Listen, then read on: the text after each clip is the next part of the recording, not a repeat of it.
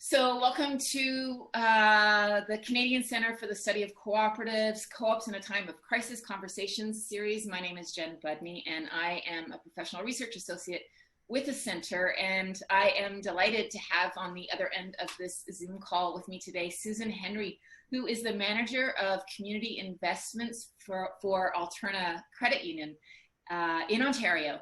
And I've known Susan for a few years now, and have always admired the work that she's done. So I want to welcome you to our little program, Susan. Thank you, Jen. It's a pleasure to be here. So you have just celebrated your 20th anniversary running this investment program. Can you tell me a little bit about that, and also congratulations? Thank you. So it has always been part of Alterna's mission to address social, financial, and economic exclusion of underserved individuals. So, we are thrilled to be celebrating the program and its 20 years in providing microfinancing to underserved communities. So just to tell you a little bit about the program, it was launched back on June of 2000. And it had an objective of promoting entrepreneurship, job creation, and community economic development by providing small loans. And these loans range from about $1,000 to $25,000 to underrepresented groups. And since the inception of the program, it has supported several underserved groups, including women, social entrepreneurs and enterprises, new and racialized Canadians, and low-income individuals. More than the program, though, is also about the education. So more than the loan, it's about the education. The program provides educational support to these individuals and their businesses so that they can thrive. And, we provide financial literacy and education through things like webinars, seminars. We have partnerships with other organizations that provide professional coaching services and business literacy workshops. And the idea sort of behind these wraparound services is to ensure the individuals sort of have the tools needed to understand the financial business and the financial business choices that they're going to have to make. So before I jump into asking you about how your community has been affected by COVID, can you just tell me a little bit briefly about how you came to be doing this work? What brought you to the credit union sector and to this particular avenue of service? Great question. Well, I used to work for a nonprofit organization that provided microfinance. And that was about 25 years ago. And, I myself was an entrepreneur. So I understood the challenges of, needing financing, but not being served by mainstream financial institutions. So, I went to work for this nonprofit. I thought, given, the expertise that I've already had, that, working with them would help businesses. And, it was from there that, that organization decided that it was going to close its operation. And then we have a like-minded organization like Alterna who sort of stepped in and took over that program. And, that's my entry into working with the credit union system and providing this sort of financial support for underserved communities. So with 20 years, more than 20 years experience under your belt doing this, I'm sure you've seen a lot of different problems and had to do, problem solve in a lot of different ways over this time period. Has there been anything like COVID-19 that has impacted the work that you do so much? I think for the work that we do in microfinance, many of these individuals,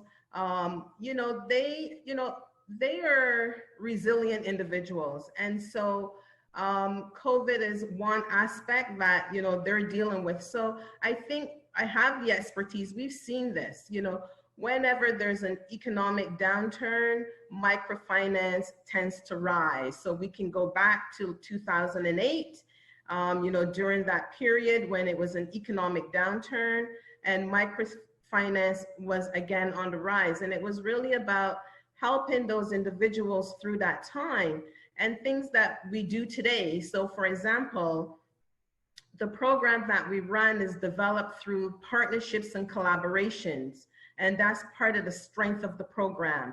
So, we work with other like-minded organizations that have these types of loan funds that want to, help these individuals, and it's about fostering community development.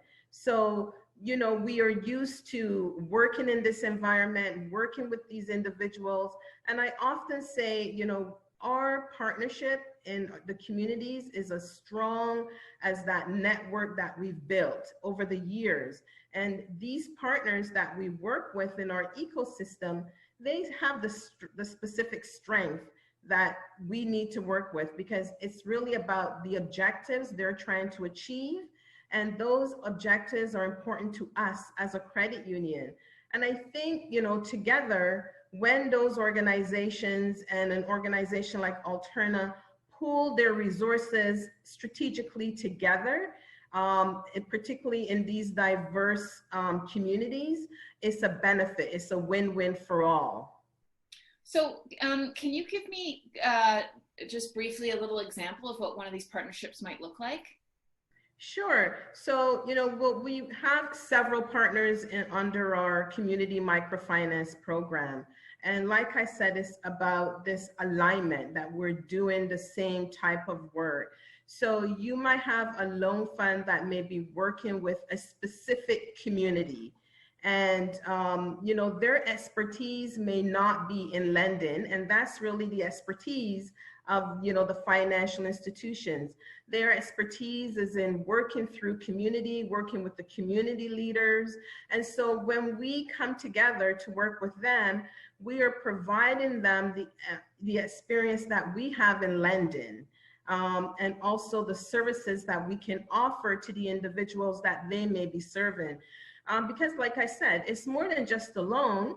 A community loan fund who offers the loan piece, they need the back end of a financial institution, because many of these individuals need access to other financial products and services. So it's really about bringing all that together to work as one.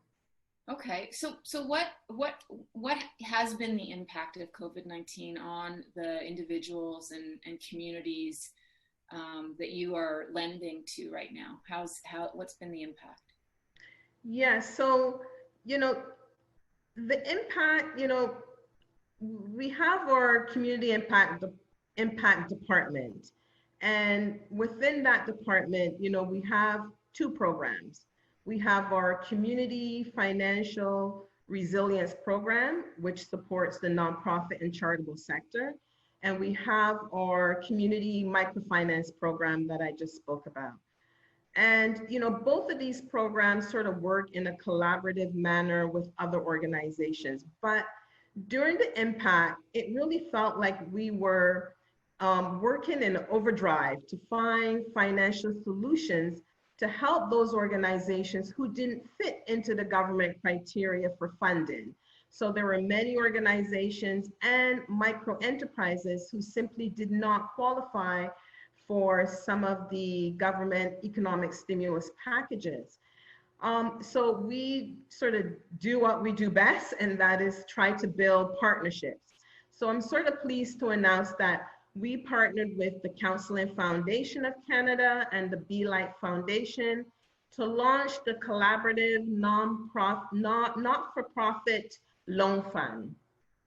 And this fund sort of provides financial support to nonprofit and charitable organizations sort of who've been impacted by the COVID pandemic. And the funds also offer relief to its recipients by allowing them to stabilize and recover during this time. So that was sort of one innovative approach that we took.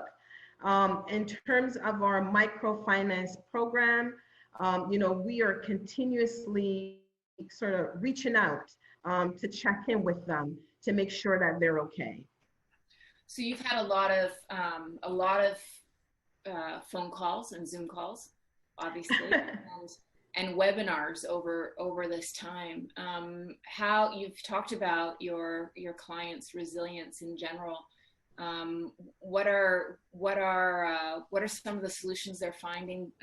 Is it purely through loans right now, or some kinds of assistance, or are they finding new ways to work around the COVID restrictions?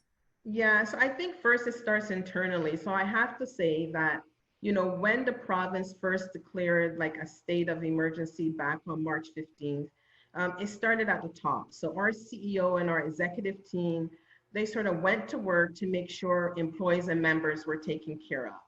And they pivoted their operations. Our CEO provided us with updates on how we're sustaining our operations. And I think a lot had to do with his global connections and awareness in order to get us ready and to help transition from things like from work to home, from work to home, to the office, preparing the branches, and providing that sort of same level of service to our members, making sure that that went smoothly. And our community impact team sort of benefited from the executive team leadership in how we work with the participants in our program. So we personally reached out to all the members in the microfinance portfolio for a check-in, and that really continues today. The wraparound support that we offered had become even increasingly more important. So there's been more need for things like education, financial literacy, retooling the business model, and making sure that the mental well-being of these individuals are okay. I also think on an organizational level, we've also stepped up. So Alterna launched a campaign. It's called We Are Here For You. And this aligned with our move to improve education to our communities. It is a portal where community members can access information in one place. They can find all the resources, tools, and other initiatives that they need for both their business and personal lives. So let's talk, if we can, a little bit about the geography of the people that you serve. Are they mostly centered in Toronto area or the big cities, or do you have customers all over Ontario, and is it just limited to Ontario right now? Mm-hmm. So, Alterna Savings is an Ontario-based credit union, and we have members in the GTA, Ottawa region, Northern region. The microfinance program right now is focused in the Greater Toronto area and the Ottawa region and some areas in the north. So that's where we focus our work in helping the entrepreneurs. And right now it's very difficult for face-to-face. So like you mentioned, we are doing a lot of Zoom calls with them on a weekly basis to make sure that they're okay, that they have the resources that they need to move forward with their businesses, especially as we start getting into different phases, to make sure that they are prepared. Mm-hmm. And so you've told me a little bit, we've talked about some of the kinds of businesses that are in your portfolio. You've mentioned a caterer a couple of times, and I think that's because we've talked about what happens when you have this, you provide a service that really involves a kind of face-to-face contact with people, food preparation. That's a really hard one to sustain through COVID, I would think. What other kinds of, do you have a lot of similar types of businesses, or is there a huge diversity in there? Yeah, the majority of the businesses under the microfinance portfolio, they're service type businesses. So you would find hairdressers, you're going to find landscapers, you mentioned caterers, fashion designers, photographers, videographers. So a strong base in that sort of service. They're mainly home-based service type businesses. So, you know, if I think of one of our hairdressers, you know, she has a salon in the Ottawa region, and, you know, she obviously had to close down during the pandemic. And she was able to switch that business to selling more of her products and, you know, sort of increasing her presence on an online portal. So doing more Instagram and more of these live social media feeds. And again, selling her hair products online. And that is what has sustained her operations. What have you learned about resilience through all this? And maybe not just through the COVID-19 pandemic, but, you know, in the sector, in the cooperative sector, we talk about co-ops and credit unions being more resilient than other forms of our organizations. But you've talked about the people that you work with who are starting their own businesses also being perhaps more resilient as individuals to begin with, probably because of their life experiences. Yeah. I mean, when you're dealing with underserved communities, you know, you're dealing with women, new immigrants, racialized Canadians that's facing multiple barriers, right? So they already have challenges. You know, if we take women, for example, they need flexibility. You know, they need to be able to have empowerment and self-sufficiency. And they tend to have what I call a tough exterior. They have to be more resilient. So they find creative and innovative ways to get through most challenges that Canadians face. In stronger networks. So, you know, we see women that will form women's circles. And in these women's circles, they have the networks in terms of, you know, helping them through whether it's mentorship, whether it's through getting through any life situation. And that has been really effective for many women entrepreneurs. We see the same with new immigrants, you know, relying on their communities or specific communities to help them get through difficult challenges. So I find really in many of the underserved community, it's about networks and the connections that they have and the circles and associations that they've built. You think there's something that the rest of us could learn from in terms of resilience? Yes, definitely. You know, I think it's definitely really important to build networks and organizations like what many of these underserved communities have done.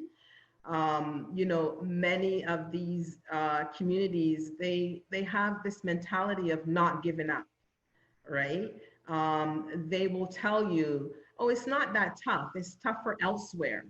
So if you get many newcomers who've come from countries that may be war-stricken, you know, for them, this is like a piece of cake. This is great. So they have that mentality that they're working through.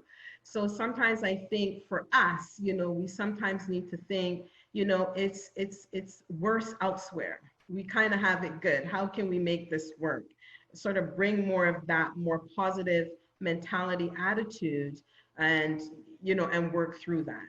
Mm-hmm. So in the US, we're seeing that it's quite obvious that Black communities are getting hit harder by COVID in the big cities anyway than other communities around the country.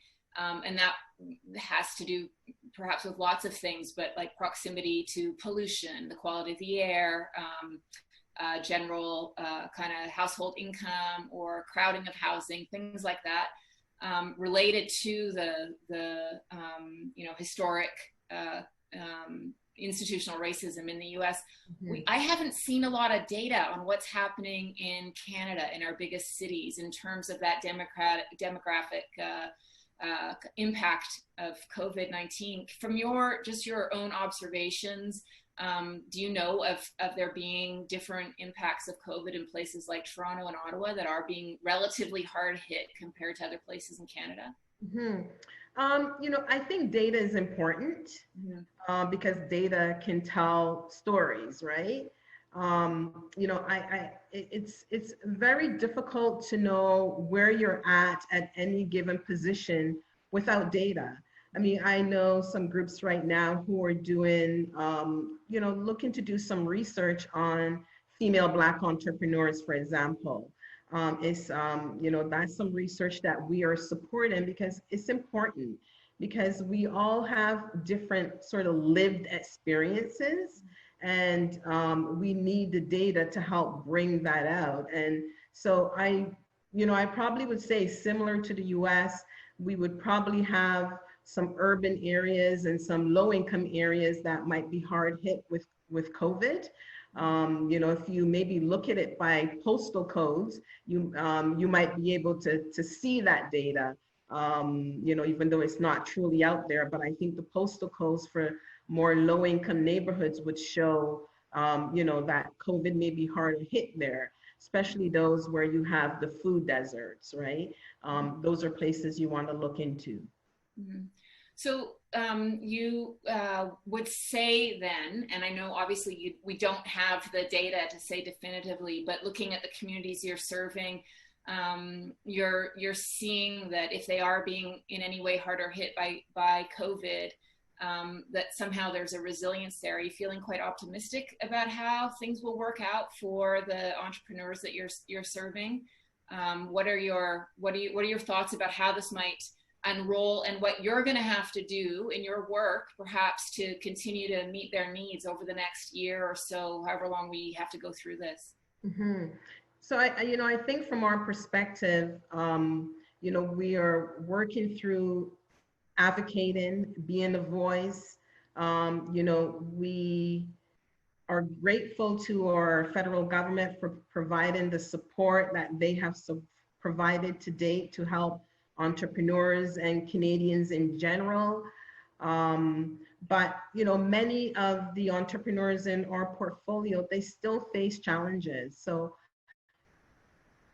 while they may be on, like right now, receiving the Canada Emergency Response benefits, many of them say, well, by the time they pay their rent, there's not enough left over for food. So they may have to go to a food bank, right?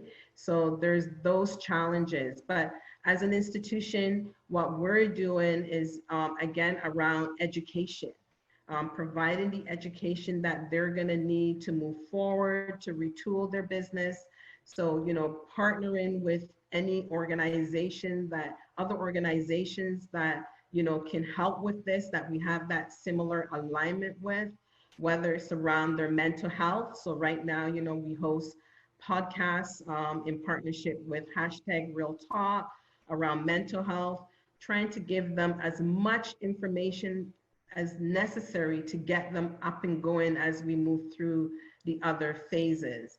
And, also, again, when we look at what Alterna has built in terms of the different campaigns, having those resources sort of available to help them, as we move through these periods. Mm-hmm. A few weeks ago, I spoke with Heather Corcoran from the Canadian Worker Co-ops Federation, mm-hmm. And she talked about how she was hopeful that there's a great deal of resiliency in the worker co-op movement, and it's a time to come together. We might even see more worker co-ops developing out of this crisis if individually owned businesses are starting to fold. Turning them into worker co-ops could be a solution to keep them up and running. Are you, I guess I have two things I want to say related to that. And one is just I'm continually amazed that during this time of social distancing, we keep seeing this importance of people coming together, like you were discussing and Heather was discussing, just like the more that we can work together as communities and networks, the stronger we are through times like this. And it's such a funny realization to have during a time where we can't really see people face to face.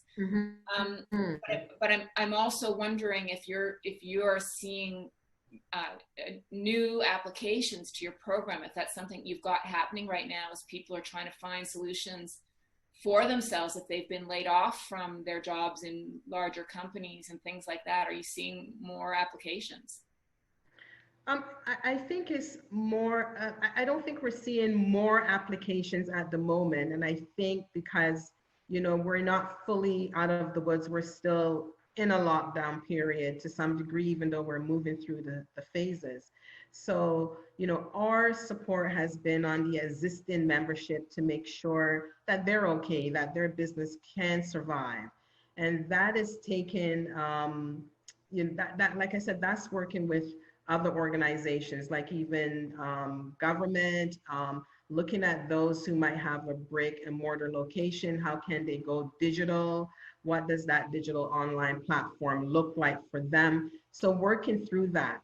But with COVID and other challenges going on in our economy, there is a rise of communities coming together to pool funds and resources together to make that work. And there's a lot of talk right now. So we're in the talk. What will things look like? Maybe 3-4 months down the line. What is it we'll need to do at that time?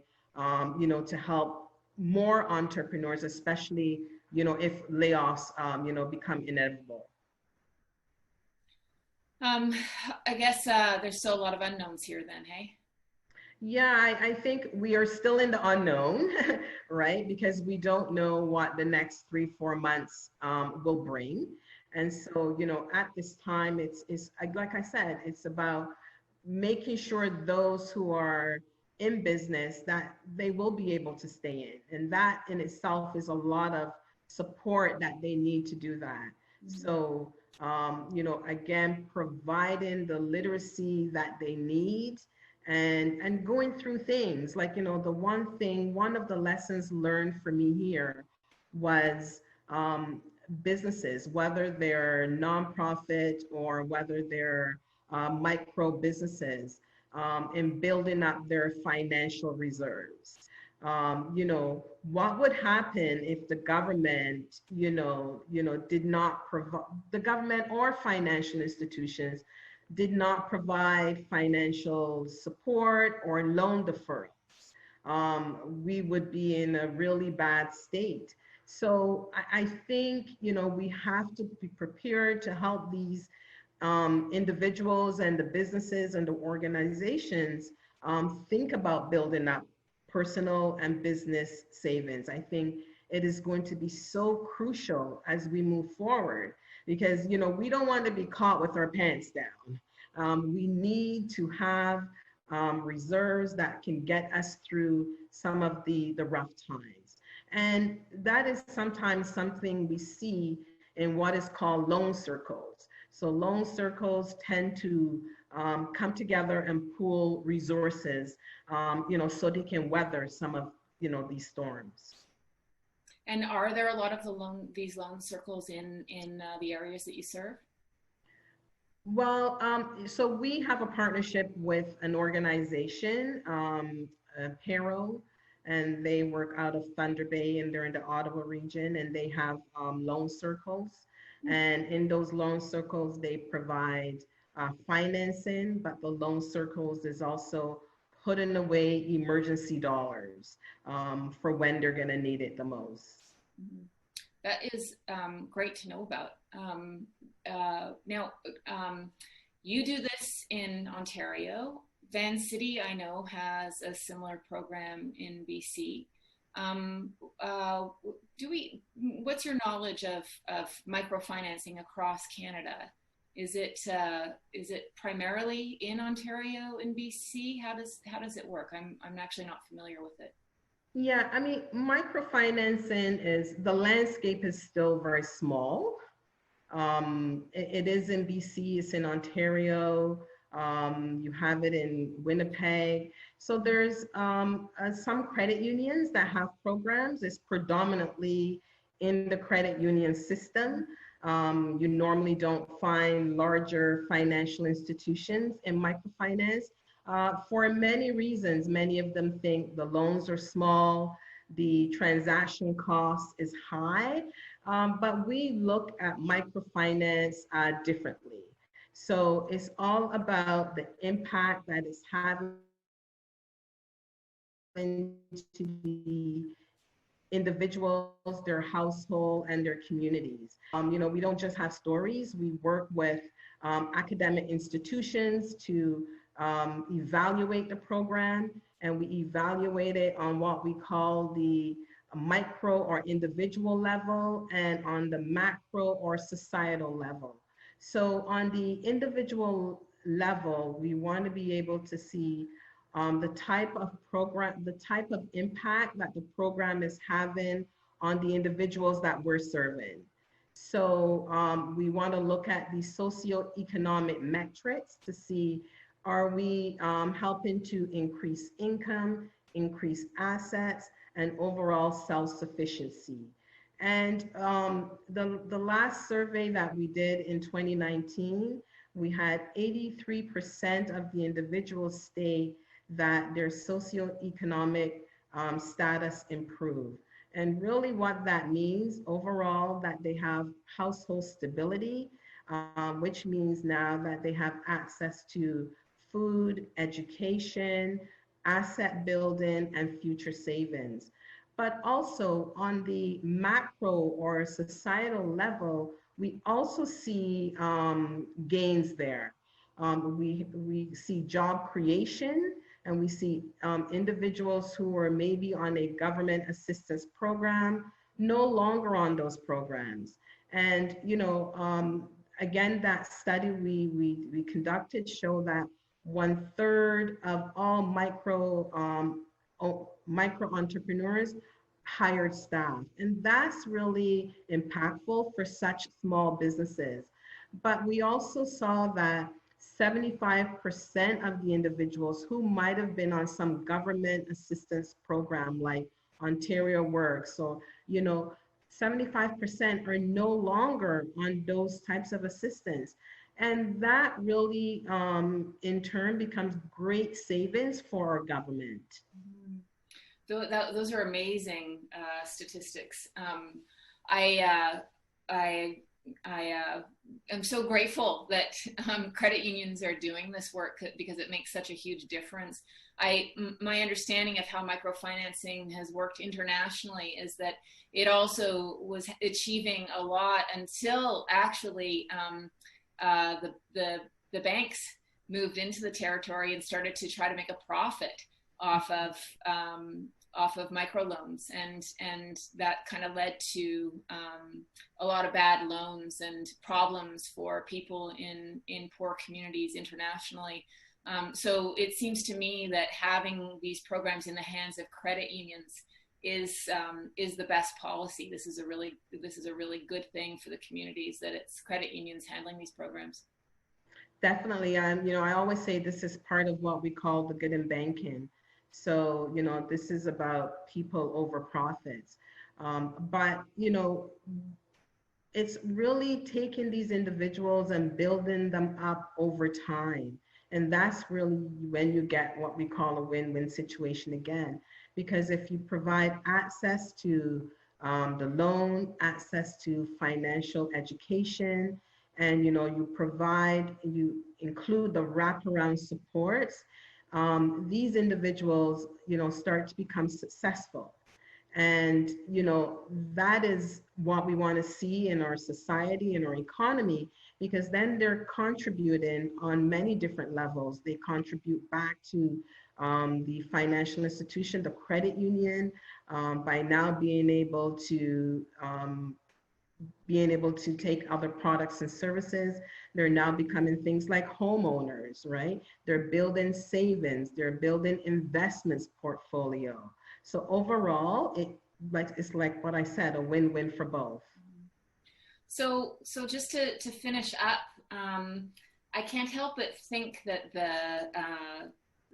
in terms of the power of people coming together, that your particular role as a connector of people after 20 years doing this work, that must be a huge asset for the program, but I can't even begin to imagine how many people you know. and I'm wondering how much of that work you do is just, making connections for people as well. Yeah, I mean, it's about going into the communities, right? It's really sort of rolling up your sleeve and being part of the community. That's really important. And, also understanding that we have particular skill sets within a credit union or a financial institution. And again, bringing it back to that partnership and connecting with community leaders who understand their communities and finding out, what community needs. So, and what better way to do that is bring in those communities who have that lived experience. When you're part of that, you get to understand the challenges and you get to be part of the solution.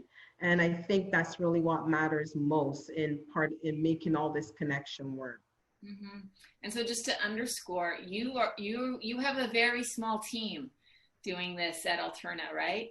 So am I correct? You have 2.5 full-time? Yeah, so we are part of the Community Impact Department, which again, like I said, it houses those two programs, the Community Resiliency Program and the Microfinance. So together, the Community Impact is about a team of 5.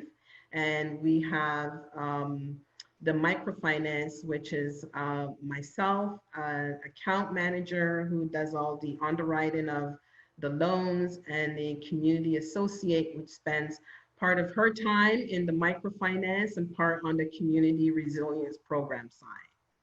So you guys are busy. We are busy, but we are also, it's important to know, we are supported by an organization. So even though we are a small team, we rely on our departments like marketing. They provide great support to the work that we do and helping us to get our stories out there. There's so many departments that we rely on. So we are really like a small team inside of a bigger organization that support us and believe in what we're doing. The employees of Alterna love this program. They love to help wherever they can to make sure that, the individuals and communities are getting the support that they need. Well, it's a fabulous program, and I want to thank you for all the work that you're doing. It's great to know that it's happening, and it's great to hear about it. Is there anything else you wanted to add before we wrap up today? Just really thank you for this opportunity. I think, this is a time when, we're going to need to come together more. We're going to need to partner more. And I think, at Alterna, given the 20 years expertise that we've built in this program, we're ready to partner with other organizations, who want to find, innovative solutions to the challenges that we face now and that we're going to face in the future. Whether it'll be the COVID or other issues, working through other diverse communities, we're here. We want to partner with other organizations, with government, in order to solve these pressing issues that we're facing. Excellent. Well, thank you, Susan Henry, Manager of Community Investments at Alterna Savings. It was wonderful to talk to you today, and I hope that this video conversation gets the word out about what you're doing, and that you do find more and more partners, because my own feeling is that this is a test run for more challenges we're going to be having in the future, and so we need all the resiliency we can get right now. Hearing about what you're doing has been really fabulous. So thank you so much. Thank you.